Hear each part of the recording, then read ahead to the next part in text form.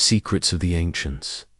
The forbidden history of Earth rises from the sands like an impossible dream, not just a monument, but a challenge to everything we think we know about human history. The Great Pyramid of Giza, silent, immense, unyielding, but hiding secrets it's never meant to give up. For centuries, historians have painted the same picture: a pharaoh, a tomb, a feat of stone stacked with primitive tools and slave labor. But what if that picture is a forgery? What if the true history of the Great Pyramid and the world before it has been buried on purpose? Tonight we begin an unflinching descent into a forbidden past, one filled with lost civilizations, ancient technologies, and truths so unsettling even modern institutions refuse to confront them. The desert is quiet, but it wasn't always. Millennia ago, before Cairo's smog and the Nile's modern course, a civilization stood at the edge of memory, one whose fingerprints still mark every block of the Great Pyramid, yet its name is gone. Mainstream archaeology tells us this pyramid was built in 2550 BCE by Pharaoh Khufu. No records, no blueprints, no tomb inside, just a hollow monument attributed to a man whose name barely appears in it at all. So the question becomes, if Khufu didn't build it, then who did? And more importantly, how? Let's start with the numbers. The Great Pyramid is aligned to true north with a margin of error of just 3/60ths of a degree. Its base is nearly a perfect square. The difference between its longest and shortest sides, a mere 2 inches across 755 feet. Try to do that with copper chisels and wooden sledges. Even today, with GPS, drones, and laser tools, we'd struggle to replicate that precision. And yet we're told it was done by primitive laborers with no math beyond counting fingers. That lie, if it is one, was carved into textbooks. But under scrutiny, it begins to crumble like sand. Inside the pyramid, things grow stranger. The king's chamber, a granite-lined vault deep within, is formed from blocks weighing up to 80 tons. These weren't sourced locally. They came from Aswan, over 500 miles away, through desert, through mountains, without cranes, without wheels. Even if we accept they got the stones here, how did they cut them? Engineer Christopher Dunn studied the interior and found something astonishing. Machine-like tool marks, bore holes, and surface precision suggesting high-speed rotary drilling. Not only are these beyond the abilities of copper tools, they seem beyond the ability of the 26th century, BCE entirely. So now we face a crossroads. Either the Egyptians had machines we've never found, or someone else built the pyramid long before Egypt as we know it ever existed, and Egypt's most powerful archaeologist has no interest in you asking that question. Enter Dr. Zahi Hawass, the gatekeeper of Egypt's past, charismatic, defiant, in control. For decades, Hawass has tightly regulated access to every major site in Egypt. No dig, no discovery, no documentary without his approval. On camera, he's the hero of heritage, but behind the scenes, something feels off. Independent researchers are blocked. Foreign experts are silenced. New evidence sealed away. In 1993, when a German engineer named Rudolf Gantenbrink sent a robotic probe deep into the Queen's chamber, he discovered a mysterious stone door never seen before. Metal handles, perfect placement, hidden for 4,000 years. He was days away from sending a second robot through the shaft when Egypt's government shut him down. No reason, no explanation, just silence. When exploration resumed years later under the watchful eye of National Geographic, they found another door behind the first. And since then, nothing. Then, in 2017, things took a turn. A team of physicists, using muon radiography, cosmic rays that detect voids inside structures, scanned the Great Pyramid. What they found was staggering: an enormous hidden chamber above the Grand Gallery, the largest discovery inside the pyramid in modern history. But to this day, no one has explored it. No camera, no robot, no team. Why? What's behind these doors? What fills that vast chamber? Is it a treasure, a machine, a burial untouched for 10,000 years?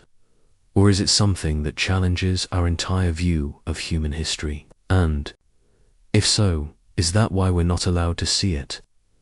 But this mystery isn't just Egyptian. It's global. It's systemic. Because everywhere we look, there are structures older than they should be, knowledge more advanced than their time, and stories that don't fit the script. At Göbekli Tepe, in Turkey, temples carved 7,000 years before Stonehenge. In the Andes megaliths, with joints so tight a blade can't pass between. In the Sahara, the Sphinx itself, weathered not by wind, but water, from rains that haven't touched that plateau in 12,000 years. Everywhere we dig, the past seems older and stranger and smarter. But why does no one want to talk about it? What if the Great Pyramid isn't a tomb, but a machine? What if it wasn't built by Khufu, but by a lost civilization? And what if the truth has been kept from us, not to protect the past, but to control the present? The deeper we go, the more the official story unravels. But this is just the beginning. Secrets of the ancients. The forbidden history of Earth. What if it was never meant to be a tomb?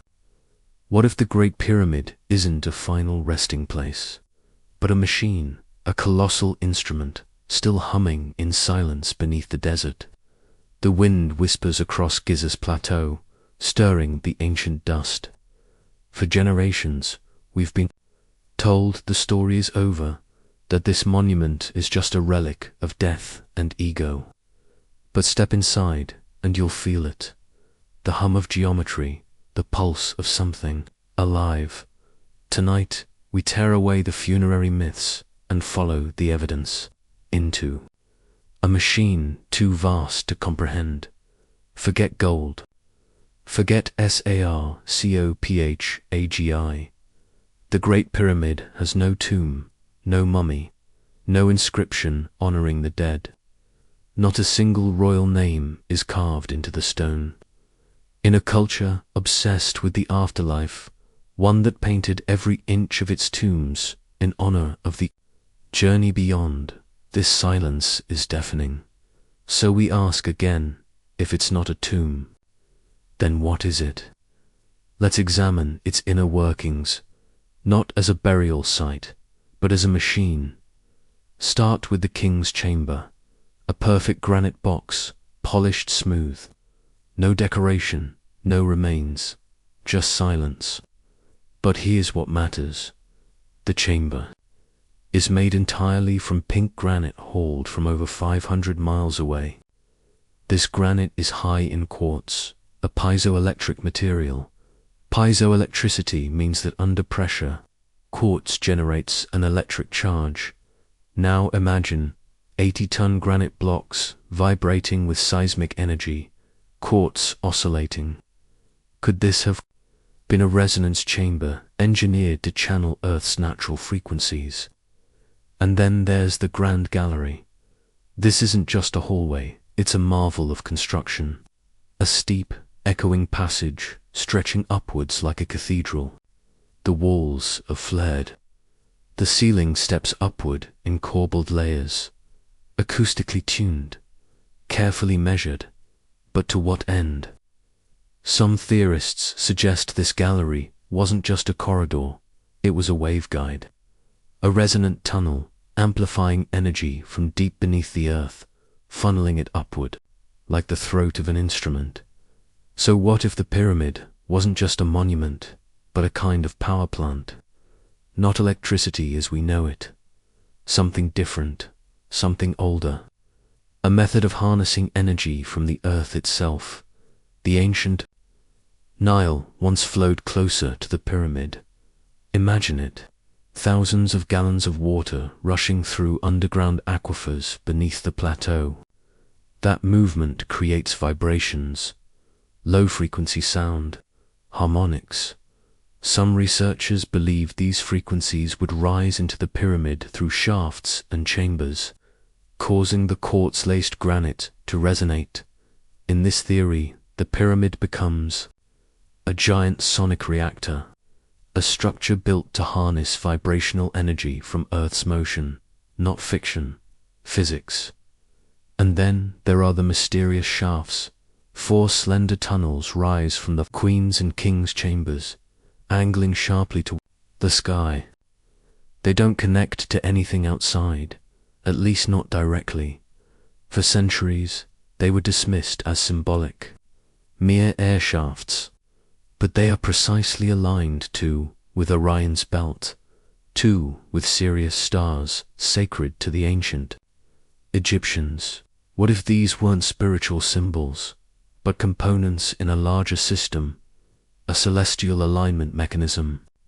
Possibly not just a machine of stone, but of space and frequency. Let's pause to suggest this was a machine isn't to invoke fantasy. It's to look with fresh eyes at facts that have never fit the narrative.